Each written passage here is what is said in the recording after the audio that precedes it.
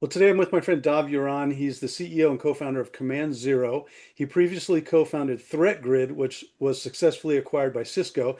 And his current startup, Command Zero, provides an autonomous and AI-assisted cyber investigation platform which supercharges Tier 2 and Tier 3 analysis of threats. So, Dav, it's good to have you again today.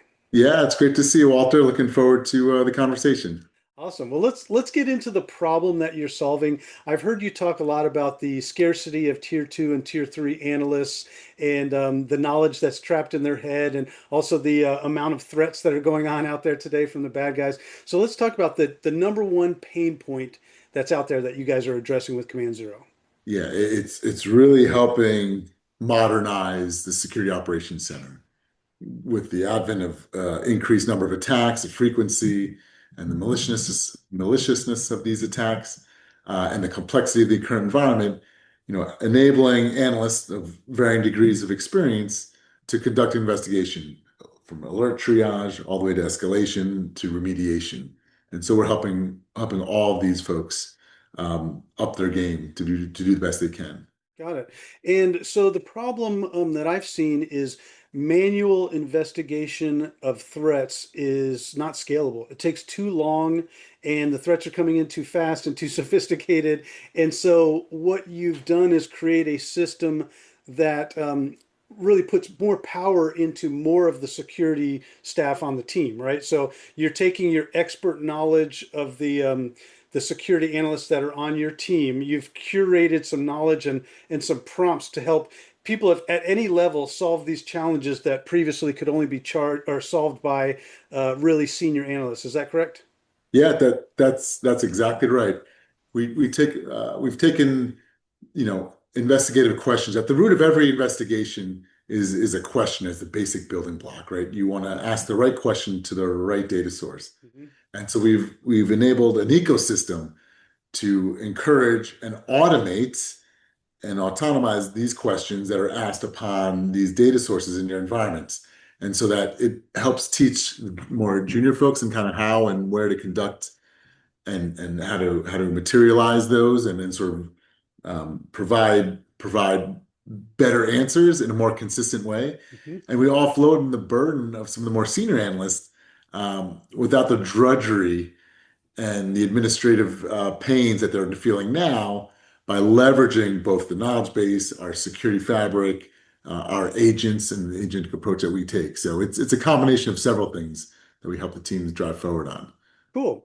And I also saw that you help get to you help answer the question faster of, is this a threat that needs to be addressed, or is it not a threat that we need to address? Because that's going to suck up somebody's time if you're just spending all your time deciding whether or not it's a valid threat to address, or is it something we can overlook.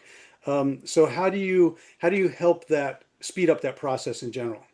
Yeah, and so leveraging agents, leveraging LLMs, what we're taking is a body of evidence that Mm, this said escalation has produced. And we're collecting that information and we're presenting the timeline, the reports, the insights, and better visualizing what happened during said event. hmm And we can take then the remediative actions, but distilling that information and showing sort of in a crystal clear way what happened and what to do next just takes away with a lot of that drag and that toil that folks normally have to associate with in order to come up with the answer. Got it. So where is the AI used the most in your overall solution? Honestly, it's embedded throughout the platform. The thing that I find most uh, revealing from our customers and our clients is not sort of the ubiquitous nature of AI and how it's helping them sort of across the board, but the nature at which we do it, because all of our investigations are completely open. You know exactly the types of questions that are asked, the types of data sources that are queried, and the types of information that's pulled back. The nature of that and all the conclusions are done with an open book. Hmm, And so it really instills trust in the platform and allows you to say, okay, you can now trust the AI and it's within the proper governance structure, that it's not just running rampant in the environment. We get a lot of high remarks on the trust, the ability to understand the types of information that the AI is generating, and the consistency of it. So from investigator to investigator and from investigation to investigation, having a level of consistency that minimizes, hallucination, drift, and other kinds of things, is something that's strongly desired, or at least that's what, the early feedback is from a number of our Hmm. customers on. Well, thinking about customers, without mentioning any company names, what would be a before state and an after state after they put your solution in place? And I've seen some people say, they were able to resolve things, complex things in minutes or anything like that. But can you think of a certain case study, what the before state was and what the after state was? Oh yeah, it is not uncommon, just increasing the efficiencies of the teams 40+%, that much more. We get well over 95% accuracy when compared to sort of a human investigation. So um, across a myriad of different investigation types, uh, from business email compromise to identity supported investigations, to alert triaging, to even standing up threat hunting programs. So we're pretty excited when we sit through, walk through a pilot and kind of see the feedback and the energy back from the team, where they're excited, which is yeah, it's very intoxicating as a startup. Where do you think there's the greatest cost savings for customers? Like what do you see as far as like just reduced overall expenses, costs, anything like that? Where's the big savings that you're I that think they've it's achieved? being able to deploy and do more with less. The efficiency gains is really unparalleled. I mean, you're taking teams that were underwater, and sort of maximizing their efforts and enabling them to do not only maximizing their efforts, but actually again to do the more meaningful, significant work, right? So all of those things are really bringing about really positive feedbacks. Cool.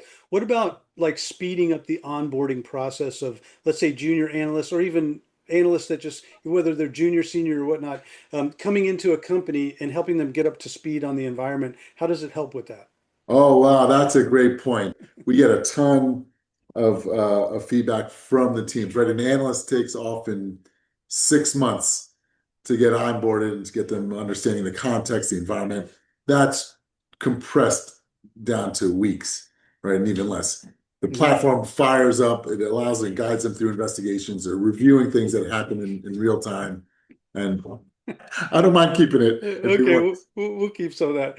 Okay, so what were we talking about? We were talking about the onboarding, right? Oh, right, the onboarding. So teams that don't have any contextual awareness of the environment or individuals as they come on board, whether they're new to the industry or new to that role.